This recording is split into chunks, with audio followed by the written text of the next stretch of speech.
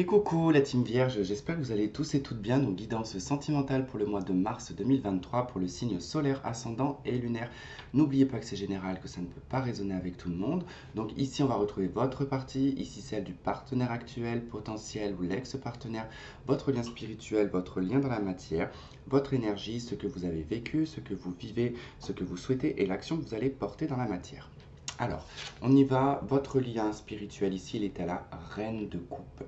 Alors, le lien spirituel ici, il est assez doux, assez, on va dire, dans l'amour, hein, avec la reine de coupe. Ici, on va parler d'amour inconditionnel, on va parler de bienveillance, d'un côté assez maternel. Donc, le lien spirituel, il y a quand même une connexion avec cette personne qui est assez douce, assez fluide, et je dirais, puis dans l'émotion. C'est-à-dire qu'il y a beaucoup de ressenti dans le côté affectif et le côté émotionnel. Alors, votre énergie à vous, donc elle est au pendu, d'accord? Donc, on est dans une situation ici où euh, on va être un petit peu en retrait, on est un petit peu en observation, on prend du recul pour analyser, pour essayer de comprendre et puis essayer de trouver surtout une solution à une problématique.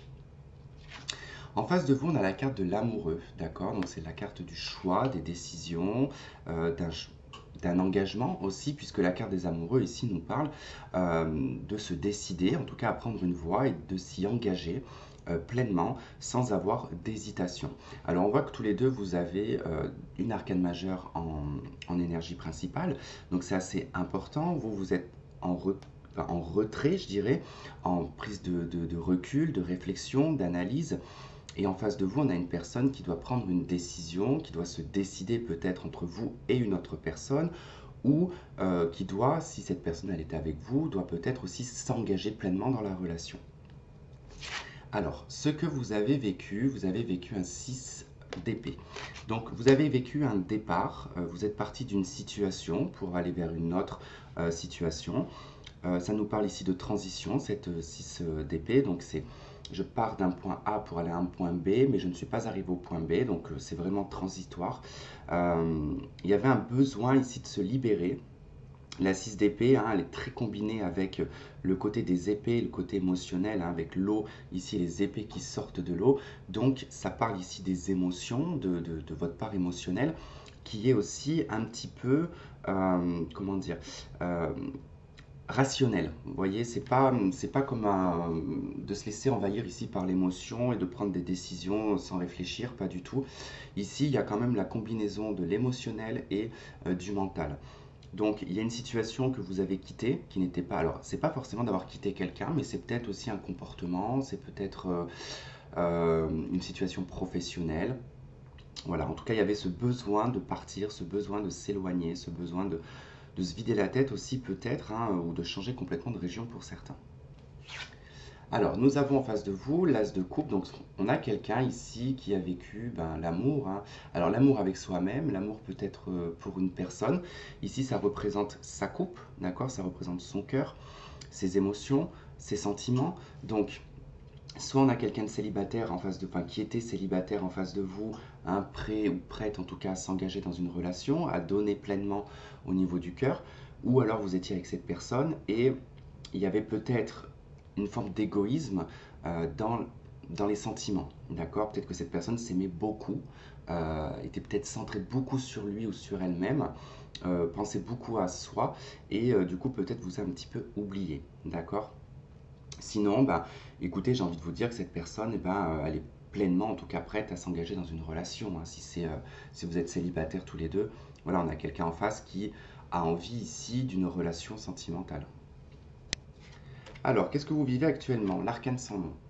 Vous vivez la transformation, vous vivez euh, une mort spirituelle, d'accord? Peut-être que pour certains, c'est une séparation, d'accord? On peut voir ici que vous êtes en recul, en prise de, je dirais, d'analyse sur la situation, vous vous êtes éloigné et actuellement, bon, c'est en transformation et la relation, elle est arrêtée. Alors, je pense qu'avec le pendu, c'est plus une pause, d'accord, qu'un arrêt définitif. Actuellement, pour d'autres, c'est vraiment en fait, euh, vous avez fait cette transition de transformation qui actuellement en fait est en pleine métamorphose, d'accord, hein. Là on est sur la notion un petit peu de la chenille qui passe à la chrysalide, hein. Ici c'est la chrysalide, et puis là c'est le fait de sortir comme un papillon, d'accord. En face de vous, cette personne, elle vit le monde. C'est marrant parce que vous avez des connexions au niveau des arcanes majeures, hein, à chaque fois. Ça correspond un peu en face. Alors, c'est pas la même, mais voilà, c'est des arcanes majeures, donc c'est quelque chose d'assez important. Donc, cette personne avec le monde, elle a achevé un cycle. Elle a fini, en tout cas, d'accomplir ce qu'elle avait à accomplir. C'est quelqu'un aussi qui, peut-être actuellement, s'ouvre au monde. Quelqu'un qui est peut-être parti à l'étranger ou qui vient de l'étranger. Mais globalement, ici, la carte du monde, elle va nous parler d'être en tout cas dans la fin d'un cycle. Alors, cette personne, en fait, elle a achevé quelque chose dans son cycle, bon, pour en démarrer un autre. Et vous, en face, c'est vraiment la transformation. Donc, on est un petit peu dans quelque chose de très similaire, hein. Alors, c'est possible que vous soyez ensemble, que la relation, finalement, je dirais pas s'épuise, mais on est dans une phase, là, actuelle, où de ce côté, on a fini le cycle, de ce côté, on se transforme, c'est fini, et peut-être qu'on va soit redémarrer la relation, soit on va prendre chacun son chemin. Et si vous êtes célibataire, il y a vraiment une connexion dans le sens où vous achevez quelque chose, et cette personne également. Alors attendez, excusez-moi, j'ai une page qui vient de se mettre sur mon écran, c'est très désagréable, voilà. Alors, ce que vous souhaitez, c'est l'empereur, donc vous avez encore une arcane majeure.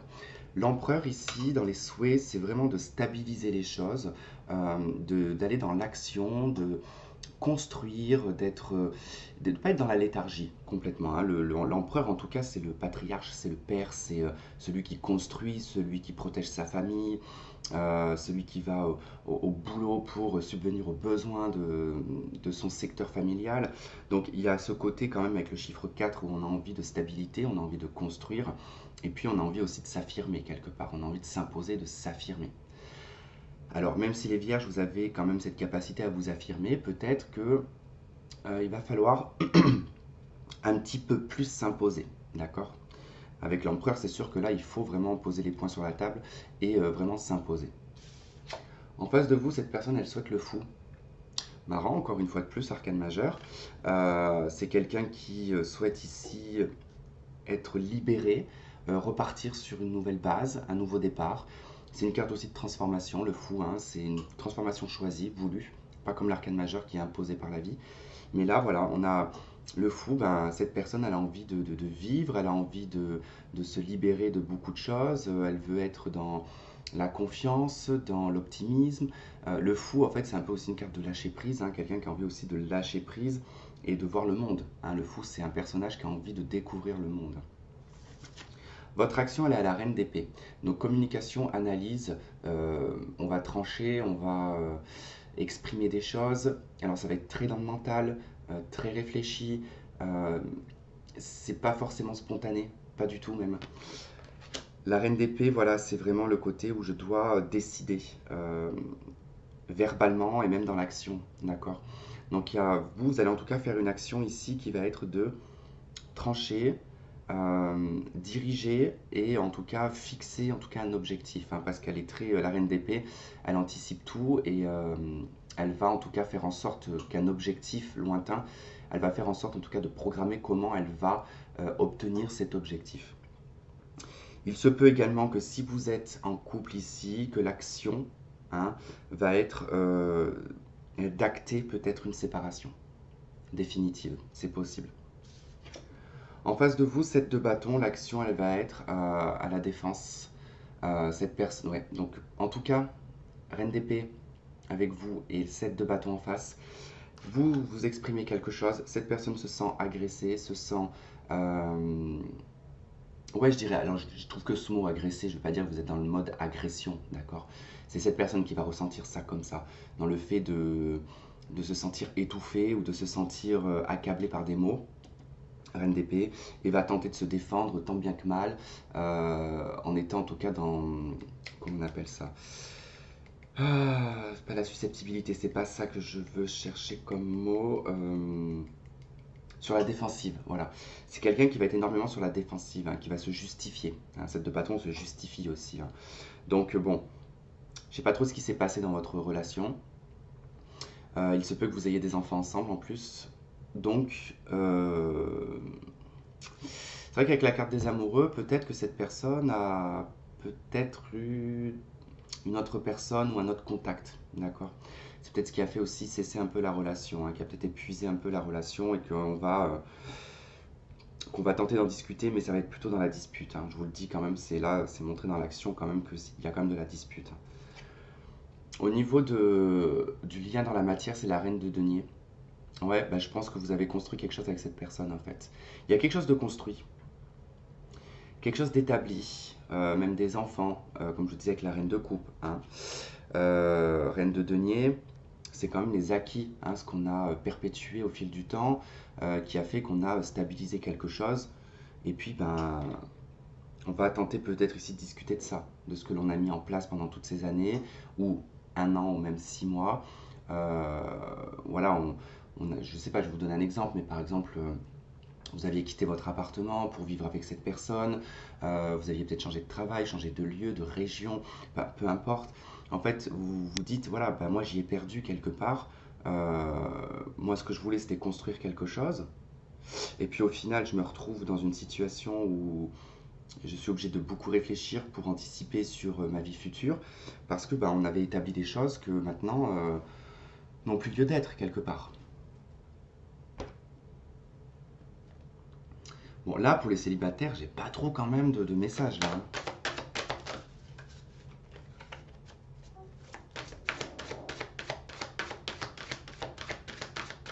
Mais bon, quand on voit qu'actuellement, quand même, avec l'arcane sans nom, c'est fini, ça peut être une relation qui s'est terminée il y a 6 mois, il y a 7 mois, il y a un an, hein. Mais comme il y a un lien maternel et un lien financier, je pense que vous étiez ensemble, vous avez peut-être eu des enfants, ou vous avez acheté un truc ensemble, ou...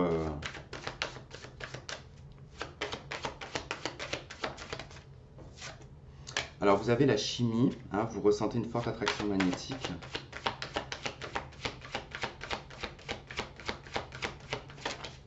Bon, ben, 3 cartes, hein, du coup, hein. Cela vaut la peine d'attendre, et faites un effort. Alors peut-être qu'il est question, hein, juste d'une pause, hein, pour le coup, hein. Peut-être qu'il faut prendre le temps, peut-être que vous êtes allé trop vite dans la relation, peut-être que voilà, il y a besoin de comprendre que ben, en fait on est fait pour être ensemble, mais bon, il y a besoin d'un éloignement pour le comprendre. Donc c'est vrai que le mois de mars va être quand même sur un peu du retrait, sur de l'analyse, sur un peu de dispute. Euh, il est question d'achever quelque chose et peut-être de passer à une autre étape dans la relation.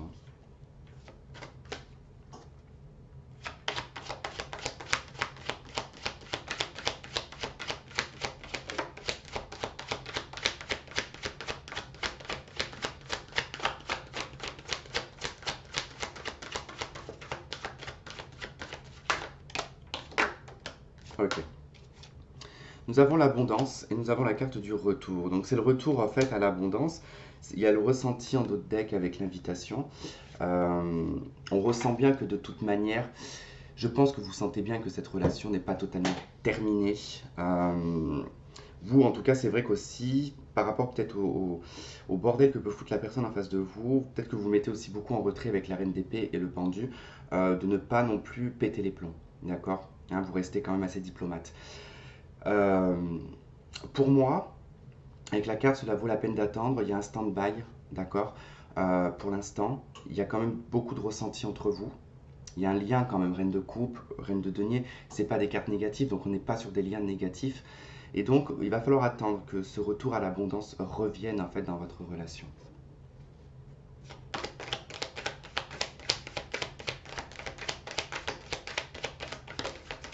Ouais, on n'a pas de dialogue, solitude, non-communication. On a déménagement, ouverture, atmosphère chaleureuse. Bon, en tout cas, suite à une non-communication, hein, un isolement, on voit qu'ici, il y a une ouverture qui se fait, d'accord, sur une atmosphère chaleureuse. Donc, ça veut dire que pour moi, il y a une reprise, en tout cas, de contact et de communication. On sort de l'isolement. Ouais, on nous parle de pause, on nous parle de secret. Alors, il y a peut-être eu hein, quelque chose qui s'est produit, que vous avez senti comme un secret. Euh, et c'est ce qui a fait que la relation, elle se... voilà, on appuie sur le bouton pause, quoi. Il y a la tromperie et l'adultère. Ok. Ça a touché la fidélité, donc c'est possible aussi que ce soit uniquement, parce que bon, vous avez quand même des épées aussi, le pendu. C'est peut-être aussi, alors peut-être pas dans l'imagination, mais peut-être qu'on a surdimensionné les choses et que vous avez peut-être en tout cas vu que votre conjoint ou votre copain, peu importe, votre copine, était peut-être en contact avec d'autres personnes, mais peut-être purement juste en communication. Il n'y a peut-être rien eu de fait. Mais bon, quoi qu'il en soit, ça a créé quand même de la distance. Euh, on demande en face en fait, à cette personne de faire un choix, de prendre une décision. Si vous veniez que de vous rencontrer, bon, quand même avec la reine de coupe bon, et la reine de denier, alors peut-être qu'on avait, les deux, on avait un objectif de se mettre en couple, hein, c'est possible aussi, mais peut-être que vous avez senti que la personne en face de vous n'était pas forcément en entièreté avec vous. Peut-être qu'elle avait aussi un autre contact à côté et que ça demandait à cette personne de se décider entre deux personnes ou trois personnes ou quatre. Donc vous l'avez ressenti un petit peu, enfin, il y a quand même, ça a été mal pris quand même quelque part. Donc on l'a ressenti un peu comme une trahison, on se méfie beaucoup, donc on met en pause parce qu'il y a peut-être des secrets chez l'un comme chez l'autre. Mais voilà, on met en pause les choses, il y a un besoin d'isolement pour retrouver en fait ici une atmosphère chaleureuse, pour pouvoir ici ouvrir la porte hein, des champs des possibles. Voilà les vierges, eh bien, écoutez, je vous remercie de m'avoir écouté, de m'avoir regardé, je vous embrasse, passez un très bon mois de mars et je vous dis à très vite, bye bye.